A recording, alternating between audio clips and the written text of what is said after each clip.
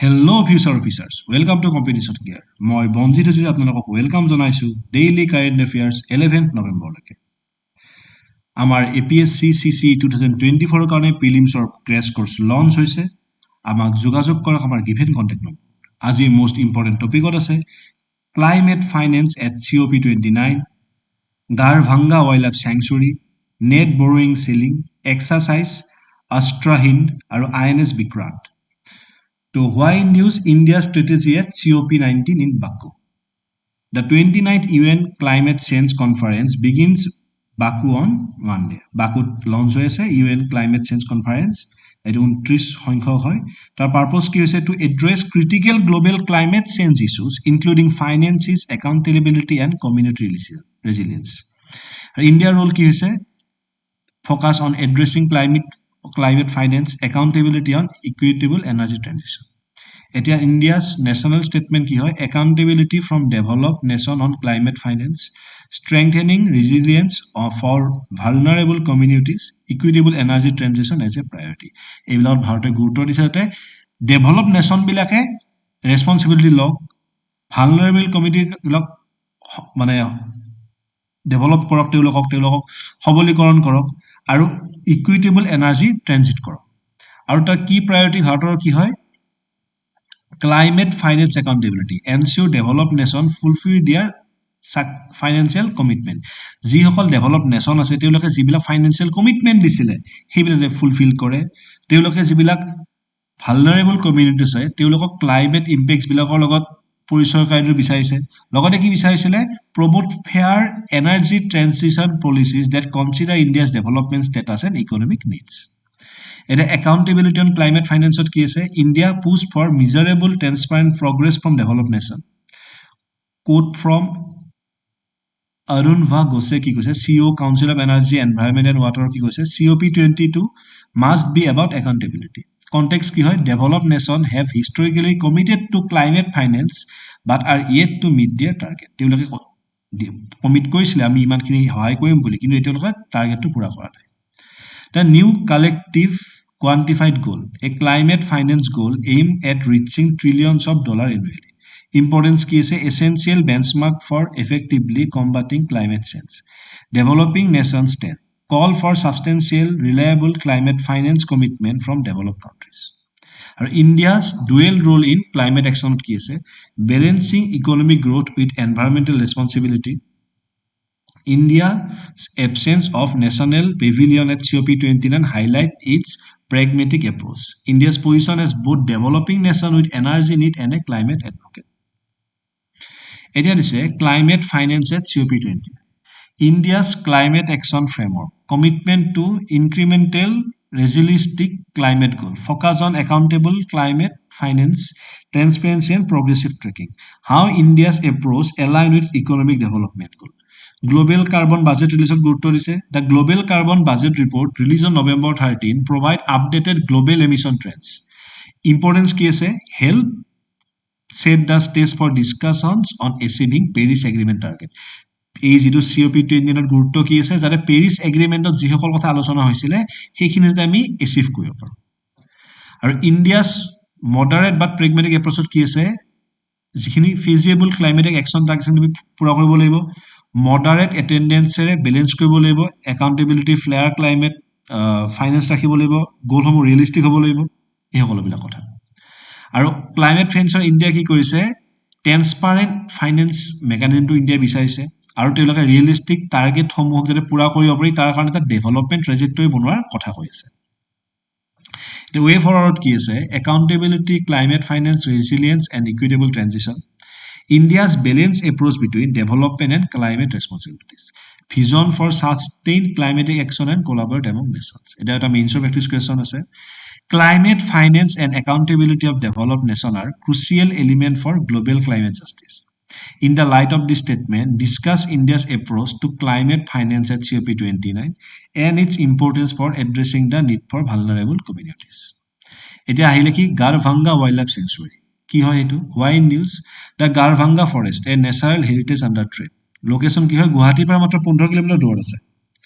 Size ki 170 km square kilometer cover kori ase aru yak 7 April 2022 wild life sanctuary বা অভয়াৰণ্য হিচাপে ঘোষণা কৰা হৈছে ইয়াত বায়োডাইভাৰ্চিটি হাব বুলি জনা যায় বাৰ্ড পেৰাডাইজ হয় ইয়াত প্ৰায় 300 স্পেচিছ আছে মেমেলছৰ ভিতৰত 31 বিধ আছে এলিফেণ্ট আছে হলক গিবন আছে আছামিজ মেকুইছখিনি আছে আৰু 64 বিধ সৰীসৃপ আছে 29 বিধ এম্ফিবিয়ানছ আছে আৰু 250 বিধৰ পখিলা পোৱা যায় ইম্পৰ্টেন্স কি হয় বায়োডাইভাৰ্চিটি কনজাৰভেশ্যন গুৰুত্ব দিব লাগিব ইকোলজিকেল বেলেন্স আনিব লাগিব carbon Singh air quality improvement আনিব লাগিব আৰু আৰবান ইম্পেক্ট কি হয় গ্ৰীণ লাং এই গুৱাহাটীক কি কৰিব ভাল বতাহ দিয়াতে সহায় কৰিব পাৰিব হয় নহয় গুৱাহাটী এনে অৱস্থা বেয়া হৈ গৈছে গুৱাহাটীত উশাহ ল'ব নোৱাৰি অন্তত গুৱাহাটী 15 কিলোমিটাৰ দূৰত যদি অভয়াৰণ্যখন ভালদৰে থাকে তো আমাৰ গোটেই গুৱাহাটী বিষয়ে ভাল ন আৰু IUCN ইন ৰেড লিষ্ট স্পেচিছত কি আছে highlighted species at risk in the forest আৰু revocation of wildlife sanctuary status decision by Assam government status revoke recently গভৰ্ণমেণ্টে ষ্টেটাছ ৰিভক কৰিছে আৰু কি কৰিছে ইয়াক এক্সপ্লয়টেশ্যনৰ কাৰণে খুলি দিয়া গৈছে আৰু কৰ্পৰেট ফৰ কনজাৰভেশ্যন কৰ্পৰেটিভ আৰু কনজাৰভেশ্যন কেনেকা লৈছে priority shift toward corporate interest over environment concerned এতিয়া কি কৈছে বাণিজ্যিকৰণৰ প্ৰতিহে বেছি গুৰুত্ব দিয়া দেখা গৈছে তাৰ ফলত কি অৰণ্যৰ পৰিৱেশ বিলুপ্ত হ'ব তাৰ বায়োডাইভাৰ্চিটি নষ্ট হ'ব ইকোলজিকেল বেলেন্স সম্পূৰ্ণ ধ্বংস হৈ যাব আৰু কনচিকুৱেঞ্চেছ কি হৈছে আমি দেখি আছো ৱাইল্ড লাইফ জীৱ জন্তুবিলাকৰ বাসস্থান নোহোৱা হৈছে গুৱাহাটীৰ এয়াৰ কোৱালিটি বেয়া হৈ গৈছে ক্লাইমেটত এফেক্ট পৰিছে বায়োডাইভাৰ্চিটিৰ ক্ষেত্ৰত আহি গৈছে আৰু কি হ'ব গ্ৰীণ কভাৰ নোহোৱা হৈ যাব গুৱাহাটী বসবাসৰ বাবে লাহে লাহে অনুপযোগী হৈয়ে আছে যদি ওচৰত থকা অভয়াৰণ্যখনো নোহোৱা হৈ যায় আমাৰ কাৰণে একো বাকী নাথাকিব গৈ কেনে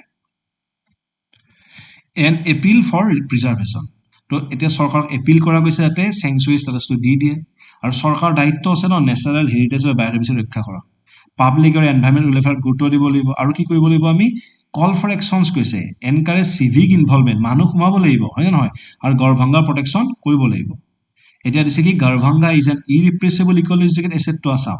Revoking its sanctuary status threatens biodiversity, air quality and urban climate resilience. Climate নষ্ট হৈ যাব. A pillar for sustainable development that respect and protect Assam's natural heritage. এটা Garbhanga Wildlife Sanctuary দিছে এইটো central government can declare an area sanctuary under section 18 of the act. A state government may do so if the area is not reserved forest or territorial waters and hold ecological, faunal, floral, geomorphical, natural, geological significance. এটা অসমৰ কথা দিছে Garbhanga Wildlife Sanctuary দেখাইছে a state government can declare an area a national park if it has ecological, faunal, floral, geomorphological, geological significance, requires protection or development and is not within a sanctuary. The central government can declare an area a national park if it satisfies that condition in section 35 permit. The means of practice question this explain the ecological importance of urban forest such as Garbhanga, particularly in the context of biodiversity conservation and urban climate resilience. What consequences might arise from their reduction or loss? It is APSC 2025 or means guidance program or kana malagot it is jogajog koro. It is net borrowing ceiling. The central government in 2023 imposed a net borrowing ceiling NBC on state of Kerala to restrict maximum possible borrowing that the state can make under the law. State kiman porimanot dhar koribo pare tar eta niyom bandi dise. Net borrowing ceiling for state in India is limit on the amount of money that state government can borrow in a financial year. To eta borkhot sorkare kiman pore loan borrow koribo pare tar eta nirdharon hoy. NBC for 2020-24 fiscal year is 3% of the gross state domestic product or 8,59,988 crore. This limit is based on recommendation of the 15th Finance Commission. Borrowing power and provision. Chapter 2 of Part 12 of the Constitution deal with the borrowing power of central and state. Article 293 of the Constitution is adopted from Section 163 of the Government of India Act 1935. Article 292 speak about borrowing power of central government to borrow loans up to security of Consolidated Fund of India. Article 293 empowers state government to borrow within the territory of India upon security of Consolidated Fund of the state. In both cases, extent of borrowing may be fixed from time to time by a law enacted by Parliament and the state legislature. As in Article 293, the Government of India may grant loan to any state subject to condition laid down any law made by Parliament. The central government can also provide guarantees upon the Consolidated Fund of India in respect of loan raised by any state. So article Article 293 imposes a restriction on state government. If loan taken by the predecessor government still outstanding, In such a consent of central government is essential to raise a such loan. The central government is afforded broad discretion over consent. Implication of NBC restricts state borrowing. NBC constrains state borrowing capacity, impacting their financial independence. Impact infrastructure. Kerala inclusion of KIAB debt under NBC limit funding for critical infrastructure project. তো সকলো issues দিছে আৰু fiscal federalism concern Kerala preserve NBC as an example of annihilative federalism, undermining state autonomy and altering India's federal balance. Legal dispute চলি আছে Kerala challenge against NBC underscores constitutional tension regarding fiscal authority between central and state. এটা mains practice question হুমাই আছে discuss the contours of fiscal federalism in India. What measures can address existing imbalance and empower state financially while encouraging cooperative federalism? এতিয়া আহিলে exercise AustraHind.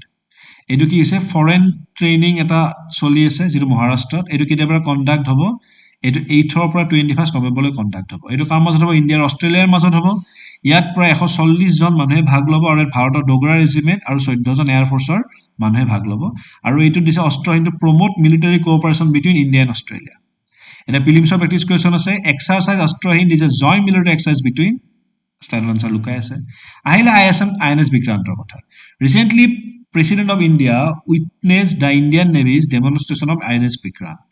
এটো ভাৰতৰ নিজাববীয়াকৈ বনোৱা প্ৰথমখন aircraft career হয় আৰু এটো কত বনাইছে ইণ্ডিয়ান নেভি ওয়াৰশিপ ডিজাইন ব্যুৰো আৰু কোনে কৈছে কোচিন শিপইয়াৰ্ডত বনাইছে এটো আৰু ই কি কৰে ভাৰতবৰ্ষক ব্লু ৱাটাৰ নেভি হিচাপে প্ৰতিষ্ঠা কৰিব আৰু ভাৰতে America Russia France United kingdom আৰু চাইনাৰ যেটো ব্লু ৱাটাৰ নেভি গ্ৰুপ আছে তাত ভাৰতে এতিয়া গৰ্বৰে যোগ দিছে What is which shipyard built India's first indigenous aircraft carrier named Vikrant? Answer slide answer লুকাই আছে এতিয়া আহিলে answer of previous day practice question. What is agrivoltaic farming which was highlighted in International Solar Alliance event? The simultaneous use of land for agriculture and solar energy generation. Which among the following is not a member of Regional Comprehensive Economic Partnership India? তো আশা কৰো আপোনালোকে আমাৰ videos মো ভাল পাই আছে আমাক like share আৰু সাবস্ক্ৰাইব কৰি দিব তো so again welcome to competition care by the officer for the officer ধন্যবাদ বিদায়